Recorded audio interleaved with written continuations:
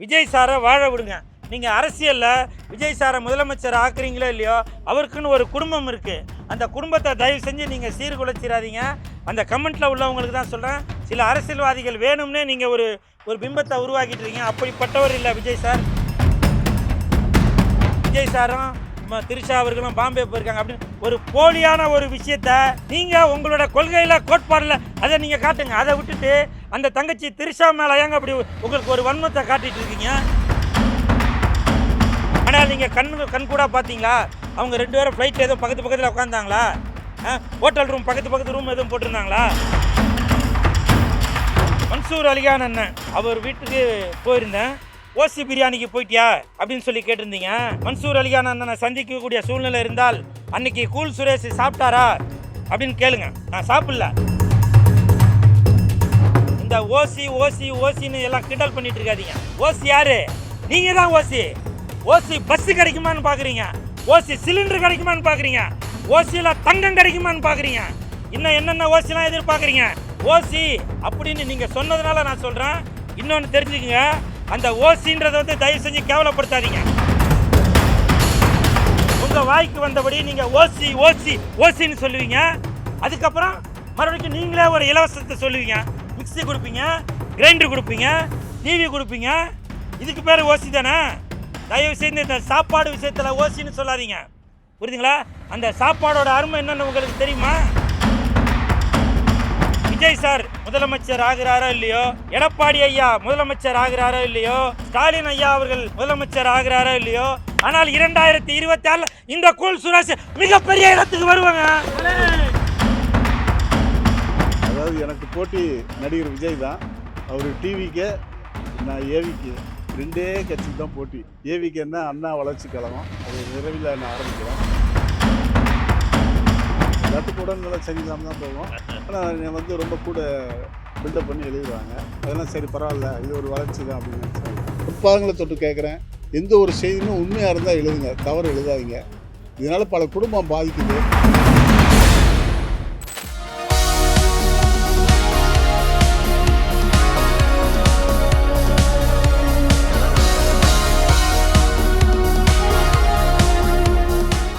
இந்த ஆப்பர்ச்சுனிட்டி கொடுத்ததுக்கு அண்ட் ராகுல் sir the director sir. So I'm very happy.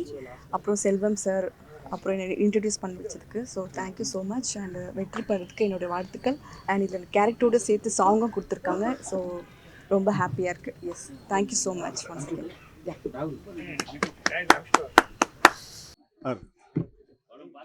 எல்லோருக்கும் வணக்கம். இந்த காலை இனிய வேளையில் உங்களை எல்லாம் சந்திப்பதில் ரொம்ப சந்தோஷமாக இருக்குது. ரவுடி தாத்தானுங்கிற திரைப்பட பூஜையில் நான் கலந்துக்கிறேன்.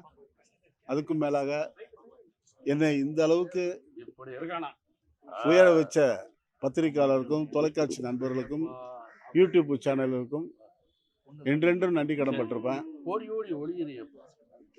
இந்த படம் வெற்றி பெற இல்லாமல் இறைவனை வேண்டுகிறேன்.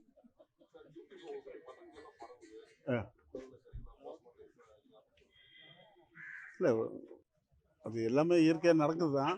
1ன்னா 2 போடுவாங்க. நான் அதெல்லாம் கண்டுக்கிறது இல்லை. எல்லாத்துக்கும் உடல்நிலை சரியில்லாமல் தான் போவோம். ஆனால் ரொம்ப கூட பில்டப் பண்ணி எழுதிடுவாங்க. நான் அதெல்லாம் கண்டுக்குவேன். அதெல்லாம் சரி பரவாயில்ல, இது ஒரு வளர்ச்சி தான் அப்படின்னு நினச்சி நான் விட்டுருவேன். ஆமாம் சார். அதாவது எனக்கு போட்டி நடிகர் விஜய் தான். அவர் டிவிக்கு, நான் ஏவிக்கு, 2 கட்சிக்கு தான் போட்டி. ஏவிக்கு என்ன அண்ணா வளர்ச்சி கழகம், அது விரைவில் நான் ஆரம்பிக்கிறேன். அதுக்கு கண்டிப்பாக அந்த கட்சி ஆரம்பிக்கிறதுக்கு உங்களை எல்லாம் நான் அழைப்பேன். நீங்கள் கண்டிப்பாக வாங்க. இல்லை, இப்போ தான் பேர்லாம் குழந்தை பேர் வச்சுருக்கேன்.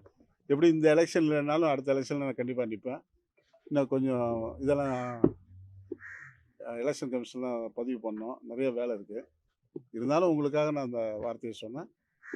அதனால் நடிகர் விஜய்க்கும் பவர் ஸ்டாருக்கும் தான் போட்டி. இல்லை, இனிமேல் தான் எல்லாமே யோசிக்கணும், யோசித்து எல்லாம் செய்யணும். கண்டிப்பாக என்னுடைய ஆதரவு எல்லாமே டிஎம்கே தான். அடுத்த முதல்வரும் அவர் தான். உட்பாதங்களை தொட்டு கேட்குறேன், எந்த ஒரு செய்தியுமே உண்மையாக இருந்தால் எழுதுங்க, தவறு எழுதாதீங்க. இதனால் பல குடும்பம் பாதிக்குது. ரொம்ப நன்றி, சந்தோஷம், வணக்கம். குடித்தாத்தான்னு பேர் வச்சதுக்கு பதிலாக பேசாமல் அரமணை தாத்தான்னு வச்சுருக்கலாம். அரமணை சோசியர்.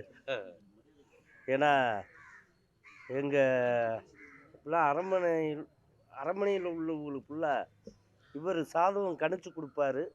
முக்கியமாக ஒருத்தனுக்கு நேரம் சரியில்லைன்னா சொல்லக்கூடிய ஆள். இவரை போய் ஐயாவை பார்த்தேன். ஒரு கோயில் கும்பாபிஷேகம். அந்த கோயில் கும்பாபிஷேகத்தில் எதுவுமே சொல்லலை. கருப்பு வந்துட்டீங்களா அப்படின்னு பேசினார். பேசிட்டு 25 மூடை அரிசி வாங்கி கொடுத்துறேன், தண்ணி பாட்டில் எவ்வளவு வேணும் அப்படின்னு கேட்டார். நீங்கள் பார்த்து சூசியரே சொல்லுங்க அப்படின்னு சொன்னேன். ஏன்னா சிவகங்கையில் வந்து பிள்ளைவயல் காளி கோயில் ரொம்ப பவரான தெய்வம். புள்ளை இல்லைன்னா அங்கே போய் ஒரு புள்ளை தொட்டி வாங்கி நேர்த்திக்கடலை கட்டினோம்னாலே குழந்தை உண்டாயிரும். அப்படிப்பட்ட பவரான தெய்வம். அதை கொடுத்தவர். அப்புறம் அரமண சோசியரை பற்றி சொல்லணும்னா திருக்கஷ்டியூர், அதுவும் ராஜா கோயில்தே, ராணியம்மா கோயில்தே. கும்பாபிஷேகத்துக்கு எல்லாமே உதவி பண்ணுறவர் அவர் தான். இது மட்டும் இல்லை, நிறையா ஏழைகளுக்கு நிறையா உதவி பண்ணிகிட்டு இருக்கிறாரு.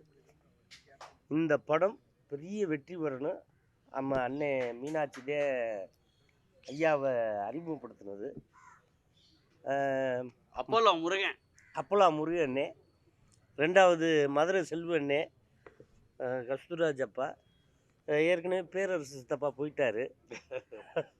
அப்புறம் என் தம்பி மதவெட்டி ஜெமீன், தம்பி கூலு சுரேஷு, நல்ல மதவெட்டி மது தண்ணி குடிக்கிறவன். மது தண்ணின்னா உங்களுக்கு இன்னும் எதுவும் தெரியல. அப்படி உலகம் ஆயிடுச்சு நம்ம தமிழ்நாடு. மது தண்ணின்னா இன்னைக்கு மக்களுக்கு அது தெரியாமல் போச்சு. கம்மாயில் கிடக்கிற தண்ணியை மண்பானையில் தூக்கிட்டு வந்து தேத்தாங்கொட்டை போட்டு தேத்தி குடிப்பாங்க. அதுதே நம்மளுக்கு கிட்னி ப்ராப்ளம் வராது, நெஞ்சடைப்பு வராது, எதுவுமே வராது. அந்த மதுவிலே இல்லாமல் போச்சு. அந்த குளத்தில் இருந்த தம்பி வந்து ரொம்ப நாளாக தெரியும். ரெண்டாவது பாவம் வரும்போது புரட்சிப்படைகளோடு வந்துக்கிட்டு இருந்தாப்புல. எனக்கு கொஞ்சம் பயமாயிருச்சு. சரி தம்பி, படத்தை பற்றி பேசுப்பா, வேற எதையும் பற்றி பேசுறாத. இப்பத்தே சோவியர் வந்து படம் பண்ணுறாரு. இல்ல, ஏற்கனவே இவங்க பூரா பொலிட்டிக்கலை கேட்டு துவைச்சு எடுத்தாங்க. போன ஆஸ்திரேலியானால இவங்க அனைவருமே பொலிட்டிக்கலை நிறைய கேட்டு அட்டாக் பண்ணாங்க. நானும் கரெக்டா பேசினேன். இப்போ இவங்க என்ன கேட்டாலுமே நான் சொல்லுவேன், அன்னைக்குமே சொல்லிங்க, நான் சலிக்காம பேசிக்கிட்டே இருக்கிறவன், எதை பத்தியும் கவலைப்பட மாட்டேன். ரெவிடி தாத்தாவை கைதி தாத்தாவை ஆக்கிறாரு. பாவம், இன்னும் நிறைய படம் எடுக்கணும், நிறைய நான் உழைக்கணும் அப்படின்னு இருக்க. எல்லாத்துக்கும் நன்றி. எனக்கு குரல் பதிவு இருக்கிறதுனால நான் கிளம்பி விட்டு தவறானதுக்குறாதி. அடுத்து என் தம்பி சுரேஷ் பேசுவார். வாழ்த்துக்கள். அந்த அம்மா நீங்க பேசுறீங்களா? விஜய் முரளி சார் அண்ணனை மறந்துட்டு விஜய் முரளி அண்ணன் சொல்ல எப்பத்தே ஞாபகம் வந்துச்சு. என்ன தெரியுமா, அவர் ஒரு தத்துவம் சொன்னார். அது எனக்கு ரொம்ப பிடிச்சிருந்துச்சு. ஏன்னா இந்த நேரத்தில் நான் அதை சொல்லிக்கிறேன்னு. மேனேஜரை நம்பி வாழ்க்கை கொடுத்தேன். அந்த மேனேஜர் எனக்கு என்ன தண்டனை வச்சுட்டு போனேன் தெரியுமா? கையெழுத்து என் கையெழுத்து, கை ரேகை அவன் கை ரேகை, பெரிய சூச்சியம். அதை உடைச்சது சோசியர்தேன், மதுரை செல்வனந்தேன். அப்போ விஜய் முரளி என்ன மைண்டு உடைஞ்சு போய் இவ்வளவுக்கு தாடி வளர்த்து ஒரு படம் பண்ணினான், ஞாபகம் இருக்கா? அவன் அதை விட ஏமாத்திட்டு போயிட்டான். காரில் போகிறவனை என்னை சைக்கிளில் போக வச்சுட்டான். பழையபடி கார் ஆக்கிடுவான், அது சொல்லிட்டார்ல. இது மாதிரி இந்த விஷயங்களில் அப்போ யோசிச்சுக்கிட்டு இருக்கும்போது சொன்னாப்புல, இங்கே வாங்க, ஏன் இப்படி இருக்கீங்க? பணம் கொடுக்குறாங்க, கொடுக்கல, நீங்கள் நடிக்க போய்கிட்டே இருங்க, கால் சீட்டு பிஸியாகவே இருக்கணும். அந்த கெச்சை போட்டு கொடுத்தது நம்ம விஜய் முரளி அண்ணே. அவருக்கு இந்த இடத்துல நன்றியை சொல்லிக்கிறேன். ஆமா, கடமையை செய், பலனை எதிர்பார்க்காதே.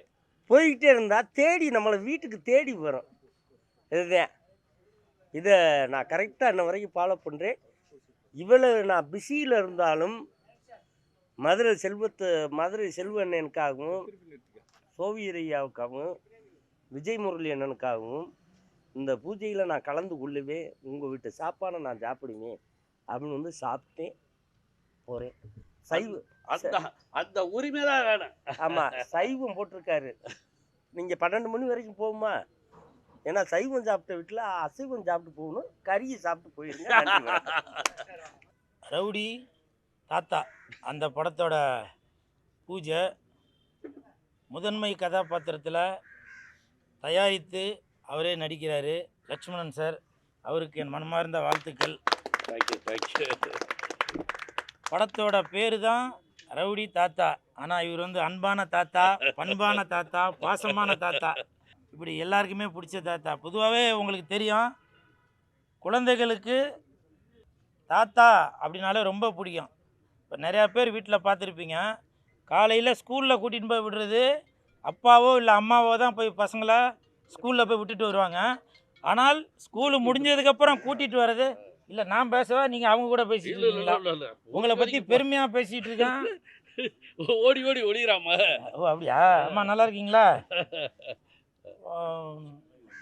ஸ்கூலுக்கு போயிட்டு வர குழந்தைகளை கூட்டிகிட்டு வர்றது தாத்தா தான் போய் கூட்டிகிட்டு வருவார். இது என் வீட்லேயும் நடக்கிறது தான். அப்படி தாத்தாக்கெல்லாம் பெருமை சேர்க்கிறவர் தான் இந்த லக்ஷ்மணன் தாத்தா. இவருக்கு என் மனமார்ந்த வாழ்த்துக்கள்.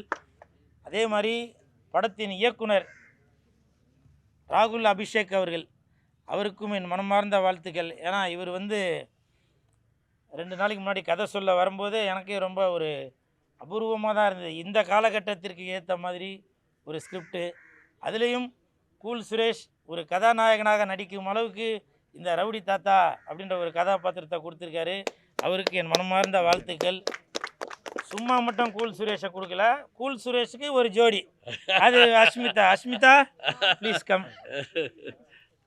அஸ்மிதா இவங்கள தான் எனக்கு ஜோடியாக கொடுத்துருக்கேன். இவங்கள உங்களுக்கு தெரியும், மஸ்காரா போட்டு மயக்கிறியே அப்படின்னு மயக்கிறவங்க. ஸோ இவங்க எனக்கு ஜோடியாக நடிக்கிறதுக்கு சம்மதிச்சதுக்கு மிக்க நன்றி. நீங்கள் மிஸ் ஆகிருந்தீங்கனாக்கா நான் ஹாலிவுட்டு பாலிவுட்லேருந்து இறக்குறதா இருந்தாலும் நீங்கள் வந்து எனக்கு ரொம்ப ரொம்ப சந்தோஷம். ஏன்னா நல்ல ஒரு கோஆப்ரேட் பண்ணுற நடிகை இவங்களுக்கு என் மனமார்ந்த வாழ்த்துக்கள். மற்றும் இதில் பல நட்சத்திரங்கள், டைரக்டர் பேரரசு சார் இதில் நடிக்கிறாங்க, கஞ்சா கருப்பு அவர்கள் நடிக்கிறாங்க, பவர் ஸ்டார் அவர்கள் நடிக்கிறாங்க, அப்புறம் கஸ்தூரி ராஜா சார் நடிக்கிறாங்க. இப்படி பல நட்சத்திர பட்டாளங்கள் எல்லாமே ஜனரஞ்சகமான இந்த ரவுடி பேபி படத்துக்கு தேவையான அனைத்தும் இந்த ரவுடி தாத்தா மிகப்பெரிய வெற்றியடையும். அதற்கு என் மனமார்ந்த வாழ்த்துக்கள். அது மட்டுமல்ல, இப்போது பேசும்போது விஜய் முரளி சார் சொன்னாங்க, சினிமாவுக்காக ப்ரமோஷனுக்காக நடிப்பதையும் தாண்டி அந்த ப்ரொடியூசருக்கும் டைரக்டருக்கும் பயங்கரமாக உழைச்சிட்ருக்காரு அப்படின்னு சொன்னாங்க. அந்த பிஆர்ஓ விஜய் முரளி சாருக்கு என் மனமார்ந்த நன்றியை தெரிவித்துக் கொள்கிறேன். ஏன்னா இதெல்லாம் வந்து அவரோட மனசுலேருந்து வந்திருக்கிற வார்த்தைகள். அதை பார்க்கும்போது எனக்கு வந்து அவ்வளோ சந்தோஷமாக இருந்துச்சு. அது உண்மைதாங்க. இப்போது நான் 13 படம் நடிக்கிறேன், 13 படம், அதில் 6 படம் நான் ஹீரோவாக நடிக்கிறேன். ஸோ இந்த பெருமைகள் எல்லாமே இந்த மாதிரி Vijay Murali sir, glamour Sathya sir, இவங்களுக்கு தான் இந்த பெருமைகள் எல்லாமே போய் சேரும். இன்னொரு விஷயம் என்னென்னா, நிறையா இயக்குனர்கள் தயாரிப்பாளர்களுக்கு தெரிஞ்சிருச்சு. ஏன்னா 5 கோடி 6 கோடி கொடுத்து ஒரு ஹீரோவை புக் பண்ணி அந்த ஹீரோ வந்து ஷூட்டிங்க்கு சரியாக வரதில்லை, டேட்டு சரியாக கொடுக்கறதில்ல, படத்தோட ப்ரமோஷனுக்கு வரதில்லை, ஆடியோ ரிலீஸுக்கு வரதில்லை, தேட்டர் விசிட்டுக்கு வரதில்லை.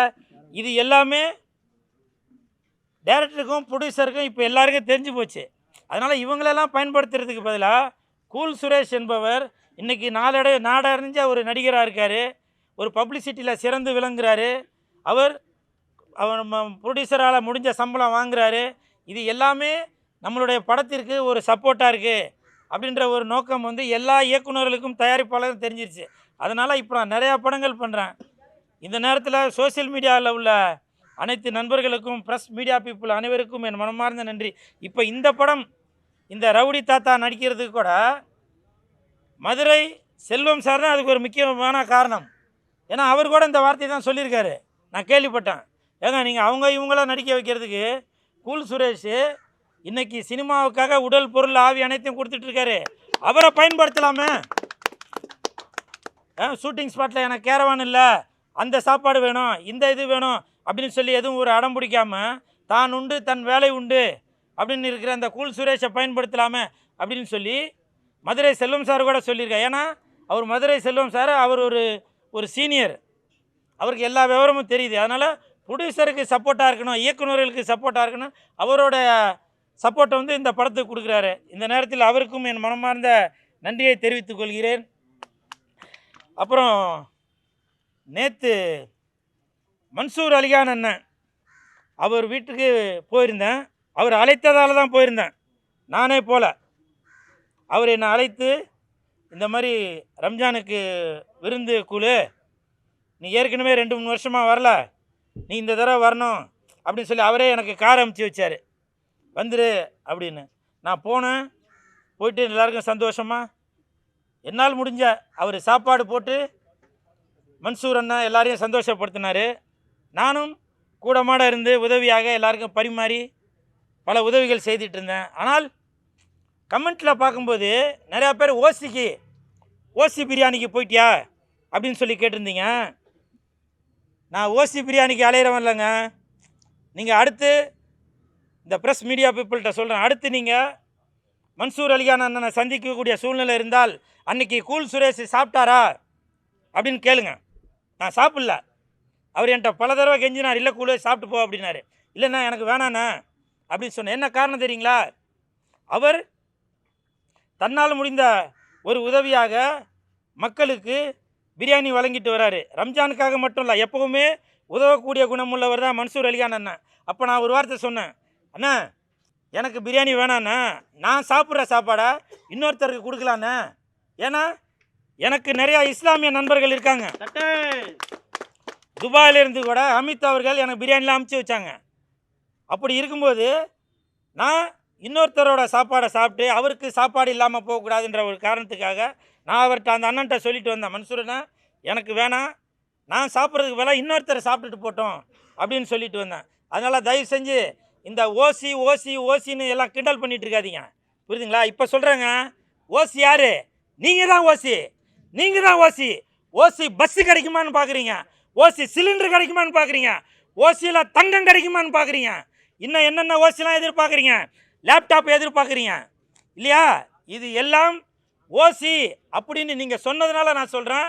இன்னொன்று தெரிஞ்சுக்குங்க, அந்த ஓசின்றதை வந்து தயவு செஞ்சு கேவலப்படுத்தாதீங்க, புரியுதுங்களா? எவ்வளவு மக்கள், ஏழை மக்கள் பஸ்ஸில் போக முடியாமல் அந்த பஸ்ஸுக்காக, ஓசின்னு சொல்ல மாட்டேன் நான், இலவசம்னு சொல்லுவேன், அந்த பஸ்ஸுக்காக கூலி வேலை செய்யும் தொழிலாளர்கள், மாணவ மாணவிகள், முதியோர்கள், இவங்க எல்லாரும் அந்த பஸ்ஸுக்காக எவ்வளோ ஏங்கியிருப்பாங்க. நீங்கள் இன்றைக்கி உங்களுக்கு பதவிக்காக உங்கள் வாய்க்கு வந்தபடி நீங்கள் ஓசின்னு சொல்லுவீங்க. அதுக்கப்புறம் மறுபடியும் நீங்களே ஒரு இலவசத்தை சொல்லுவீங்க, மிக்ஸி கொடுப்பீங்க, கிரைண்டர் கொடுப்பீங்க, டிவி கொடுப்பீங்க. இதுக்கு பேர் ஓசி தானே? தயவு செய்து இந்த சாப்பாடு விஷயத்தில் ஓசின்னு சொல்லாதீங்க, புரியுதுங்களா? அந்த சாப்பாடோட அருமை என்னென்னு உங்களுக்கு தெரியுமா? ஒரு வேளை நீங்கள் பட்னி இருந்து பாருங்கள். நேற்று மன்சூர் அலிகான் நேற்று பிரியாணி போடும்போது அவ்வளோ பேர் வந்து எவ்வளவு துப்புரவு தொழிலாளர்கள், செக்யூரிட்டி வேலை பார்க்குறாங்க, அவங்க எல்லாரும் கையெடுத்து கும்பிட்டுட்டு போகிறாங்க. அவங்களுக்கு தெரியுங்க அந்த சாப்பாடோட அருமை. நீங்கள் ஃபோனில் இருந்துட்டு ஓசின்னு போட்டாக்க அது நீங்கள் பெருமையாக இருக்கிறத நினைக்கிறீங்களா? நீங்கள் ஒரு விவசாயியும் ஒரு சாப்பாடையும் நீங்கள் வந்து கேவலப்படுத்திருக்கீங்க, புரியுதுங்களா? தயவு செஞ்சு அந்த மாதிரி ஓசின்னு சொல்லி அடுத்தவங்களை கேவலப்படுத்தாதீங்க. சார், நான் மக்களுக்கு யாரெல்லாம் நல்லது செய்யணும்னு நினைக்கிறாங்களோ அவங்களுக்கு எல்லாருக்குமே ஆதரவு தாங்க. இன்னும் ஒரு 10 நாள் வெயிட் பண்ணுங்கள், நான் யாருக்கு ஆதரவு தெரிவிக்க போகிறேன்றது உங்களுக்கு தெரியும். இன்னொன்று விஷயமும் தெரிஞ்சுக்கங்க, எல்லாரும் எதிர்பார்த்த மாதிரி 2026 விஜய் சார் முதலமைச்சர் ஆகிறாரோ இல்லையோ, எடப்பாடி ஐயா முதலமைச்சர் ஆகிறாரோ இல்லையோ, ஸ்டாலின் ஐயா அவர்கள் முதலமைச்சர் ஆகிறாரோ இல்லையோ, இல்லை சீமான் அண்ணன் அவர்கள் முதலமைச்சர் ஆகிறாரோ இல்லையோ, ஆனால் 2024 இந்த கூல் சுரேஷ் மிகப்பெரிய இடத்துக்கு வருவாங்க. காரணம் நான் உண்மையாகவும் நேர்மையாகவும் இருக்கிறேன். உங்களுக்கு வேணால் பார்க்குறதுக்கு நான் கண்டென்ட்டுக்கு ஏதோ ஒரு கோமாளித்தனமாக பேசிட்டு போகிறேன்னு நினைக்கலாம். உண்மையிலேயே சாப்பிட்ற சோத்துக்கு நான் உண்மையாக இருக்கிறேன், நேர்மையாக இருக்கிறேன். மற்றவங்கள மாதிரி இன்னைக்கு ஒரு பேச்சு, நாளைக்கு ஒரு பேச்சு, அங்கேருந்து பொட்டி கொடுத்தா இந்த பக்கம் தாவுறது, இங்கேருந்து பொட்டி கொடுத்தா அந்த பக்கம் தாவுறது, அந்த மாதிரி வேலை பார்க்கல நான். உங்கள் அம்மா எங்கள் அம்மா இல்லை, சினிமா. எப்படி நான் எங்கள் அம்மாவோட வயிற்றுலேருந்து நான் மாரிலேருந்து பால் குடிச்சு நான் இன்றைக்கும் என்னோட தாய் தகப்பனுக்கு ஒரு மகனாக இருக்கிறேனோ, அந்த மாதிரி இந்த சினிமாவுக்கு நான் எப்பவுமே உண்மையாக இருப்பேன், நேர்மையாக இருப்பேன்.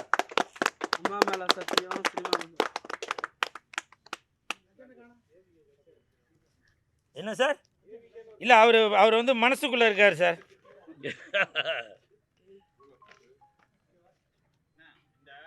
ம் ம் சார் சொல்லுங்கள், கேட்குது. சார் சார்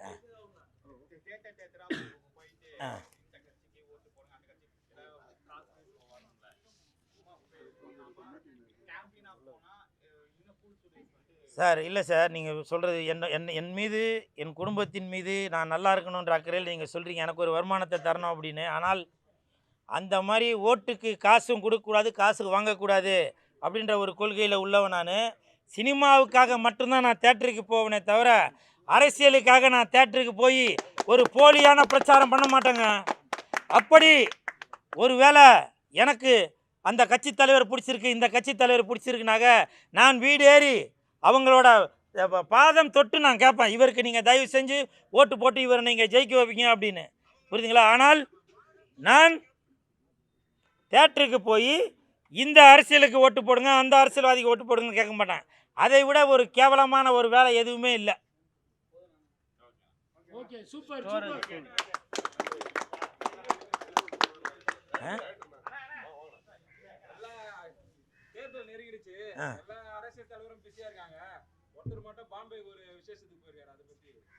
அது நானும் பார்த்தேங்க. இப்போ கூட பாருங்க, விஜய் சார் வந்து அட்லி சார் அவருடைய இயக்குனர் அவருடைய மனைவிக்கு வளகாப்புக்காக பாம்பே போயிருக்காரு.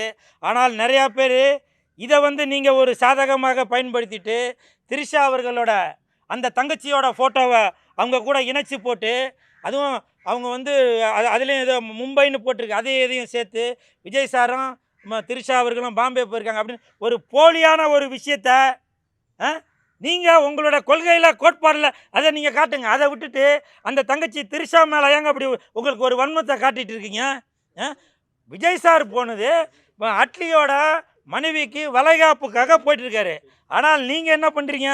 ஒரு அரசியல் ஆதாயத்திற்காக நீங்கள் இவங்கள இணைச்சி வச்சு பேசிட்டீங்க. தயவு செஞ்சு விஜய் சாரை வாழ விடுங்க. நீங்கள் அரசியலில் விஜய் சாரை முதலமைச்சர் ஆக்குறீங்களோ இல்லையோ, அவருக்குன்னு ஒரு குடும்பம் இருக்குது. புரியுதுங்களா? அந்த குடும்பத்தை தயவு செஞ்சு நீங்கள் சீர்குலைச்சிடாதீங்க. அந்த கமெண்ட்டில் உள்ளவங்களுக்கு தான் சொல்கிறேன், சில அரசியல்வாதிகள் வேணும்னே நீங்கள் ஒரு பிம்பத்தை உருவாக்கிட்டு இருக்கீங்க. அப்படிப்பட்டவர் இல்லை விஜய் சார், சரிங்களா? தயவு செஞ்சு அந்த மாதிரி போலியான ஒரு விஷயத்த வெளியில் கொண்டு வராதிங்க.